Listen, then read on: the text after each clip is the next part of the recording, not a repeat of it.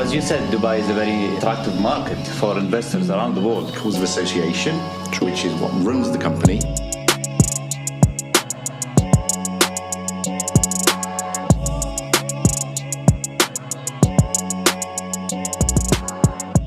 Herzlich willkommen auf unserem YouTube-Kanal Dubai Recht Klar mit Deria und Omar. Heute möchten wir über Investitionen in den VAE, insbesondere über Dubai reden, und dazu haben wir wieder unsere Partnerkanzlei eingeladen. Ahmad, Darren, I just introduced the topic. We are going to discuss investments today. My name is Ahmed Douta. I'm the managing lawyer at Hussein Douta and Partners.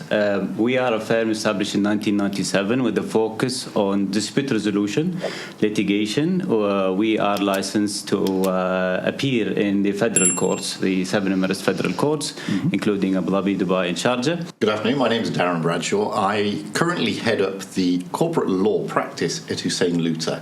But when I initially qualified, way back in the mid-90s, I was primarily an employment lawyer in the United Kingdom. Thank you for joining the podcast. Ahmad, let's start with you first. When foreign investors decide to invest in the UAE, but especially in Dubai, considering Dubai as an investment hub for the GCC region, what are, let's say, the biggest challenges for foreign investors, for startups when they are coming to the UAE? I wouldn't say challenges, I would say advice, basically. As you said, Dubai is a very attractive market for investors around the world. Coming from a dispute resolution background and the cases we have seen previously, one of the biggest suggestions and advice I always like to share with people doing business and customers and clients is that you need to understand exactly what's your type of investment. Are you going to enter into a partnership in a company? Because a partnership is governed by the corporate law in the UAE, which will allow certain protection for you. However, referring back to the situations we have seen and we have experienced, I think many investors came with good faith and injected certain amounts of investment in businesses with individuals under certain understanding. However, they never did the right steps or the necessary steps to protect their investment. Such as, I'll give you a very common example. In investing in an active company, this would require you to be involved in the company itself, to be a partner in the company, and to acquire shares in that company, which will allow you to get the maximum protection according to the UAE law. Nevertheless, until today, I see very, very frequent cases which they have understanding that there is a certain partnership arrangement between them. However, going back to the official documents, I couldn't identify any proper partnership arrangements between the parties. And that's a very crucial, because you're losing your investment, in fact, not only the potential over here. This leads to bad experience, which is not something we are really looking forward to. We want investors to come and to enjoy a very positive experience out of this investment. Roughly around 3 years ago, the foreign direct investment law has been implemented in the UAE. Can you just quickly give us a rough explanation about the changes coming with the foreign direct investment law? So basically, I'll point the main and the most important update on this particular law, which is the ownership, the 100% ownership of international investors to their businesses. Majority of activities, I would say, in the UAE could be owned by the international investor directly. And this allows the maximum protection and rights granted by the corporate law, as you can imagine. So we don't need to enter into any complications or any legal complications or misunderstanding. However, today there's peace of mind. There is a good level of protection to these investors. This is the main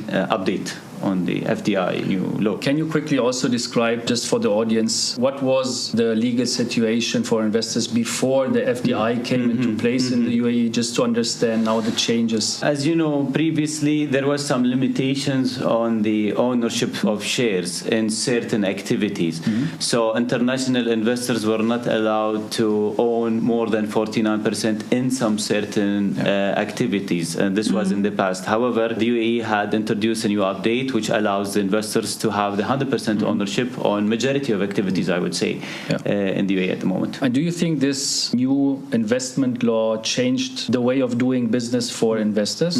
Well, absolutely, yes. From a legal perspective, it provides a security. Nevertheless, previously, as you said, Dubai is a very attractive market. Despite the challenge which was previously there, many companies used to operate under that system, and the security level was fair at that time. However, today today it's even more enhanced, more protective toward the investor. And I think the security business gave a lot of foreign investors even more reason to come to the market. Absolutely. So this is definitely the case. Darren, may I ask you what measures of protection do we have in the UAE for foreign investors? That is a really good question, because one thing that investors don't realize is that the UAE is not just one jurisdiction. So I'm going to focus on mainland because that's the main topic, but people need to know that there's mainland and there's offshore, which is better known as a free zone. And Dubai alone, if last count, is 26 free zones. Yeah. Now, some of those free zones, for example, have their own laws. Maidan being one of them, DIFC being another one, and to an extent DMCC. But what I'm going to do, I'm going to touch on the mainland one first. And my colleague, Mr. Ahmed, he touched on this as well. One of the biggest things that investors need to know, and the only real protection that they have on a mainland LLC, is that they're on the trade license as a member. So the way it works in Dubai mainland, and UAE mainland, full stop, is that there are two major articles or two major governance documents within a company. The Articles of Association, which is what runs the company, and then the Memorandum of Association. That is the shareholders' deal with the company, so to speak. So when you set up a company, firstly, you need to be a shareholder listed on the Memorandum of Association, which is then put into the DED, or the Department of Economic Development. They will then issue the trade license, and your name should be on that trade license as the shareholder. If your name isn't on the trade license, but you put things in, this is considered as sweat equity. And unfortunately, you have no protection under mainland law for sweat equity. Now, some people think, yes, we have. We've entered into a shareholders agreement. Side agreement or side shareholders agreement are not valid in the UAE mainland. They are unenforceable and they are automatically void, because it is effectively diluting what the shareholders on the trade license, who are the legally recognized shareholders, would have. So it's an important thing that you must be, if you're the investor, you must be on that trade license, else you may not find you have your investment protected. The rules are slightly different for some of the free zones. And to be perfectly honest with you, you can have side agreements in some of the free zones, but you really need to take legal advice on that to make sure you are protected. Because those free zones, especially DIFC, have a completely different legal system and a completely different court structure. What are the key legal steps involved when starting a company in the UAE, but also especially in Dubai? Again, that's another really good question, because again, it branches into, are you mainland or are you offshore? Whilst there is a distinction between those two, the key issues that all companies will face when you're setting up is most likely the same. The first thing you need to understand, what are your activities? What are you going to be doing? Sure. Because those activities will be listed on the trade license. Now, if you are intending to run a company and that activity is not on the trade license, you're breaking the law. It's as simple as that. That company can be shut down and you can be heavily fined. So first things first, what are you planning to do? Then you need to work out, well, where do I need to get my authority from? For example, if you want to be a real estate broker, the authority doesn't come from the Department of Economic Development per se.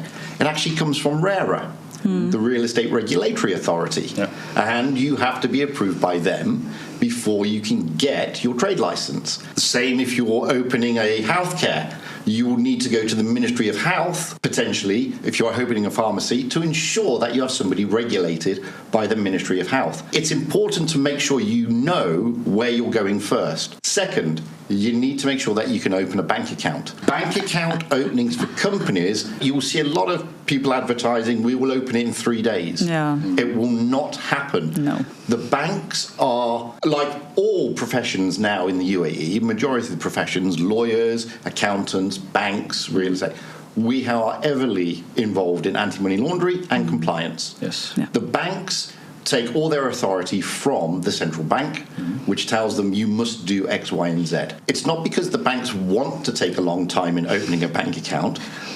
They must do their KYC, which is an advanced and an enhanced KYC. That can take a long time.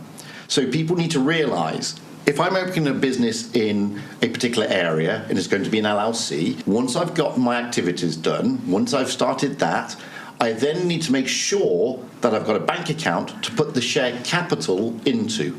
Yeah. Because this can hold the whole system up.